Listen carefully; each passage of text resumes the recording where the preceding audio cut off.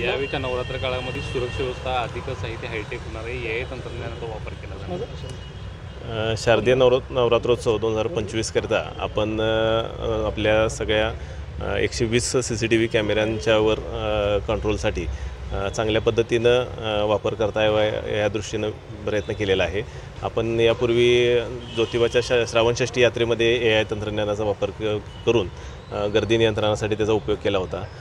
त्याच धर्तीवर आपण ह्या नवरात्रोत्सवामध्ये 3 मुद्द्यावर भर दिलेला आहे. एक, गर्दी नियंत्रणासाठी AIचा वापर, म्हणजे ज्या ठिकाणी जास्त गर्दी आहे ती गर्दी कशी कमी करता येईल आणि त्याच्यामध्ये कोणता उपाययोजना करून दर्शन रांग चांगल्या पद्धतीनं सुरळीत ठेवता येईल.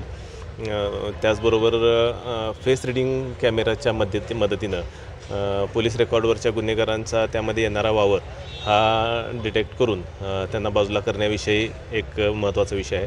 त्याचबरोबर दर्शन रांगेत प्रथम आलेला भाविक देवीपर्यंत पोचेपर्यंत लागणारा वेळ, रांग जिथं रेंगाळती तिथला भाग हे निश्चित करण्यासाठी आणि तिथनं ती सुरळीत ठेवण्यासाठी याचा आपल्याला वापर होणार आहे. त्यापेक्षा पण अजून बरेच विषय असतील, पण ह्या 3 मुद्द्यावर आपण सध्या भर दिलेला आहे. भोपाळची टीम एक स्पेशल येणार आहे. IIT भोपाळ यांच्याच तंत्रज्ञानाच्या सहाय्यानं आपण ज्योतिबा यात्रेमध्ये हा प्रयत्न पहिला केला होता आणि त्यांच्याच मार्गदर्शनाखाली आपण इथं ही यंत्रणा सध्या राबवण्याचा प्रयत्न करीत आहोत.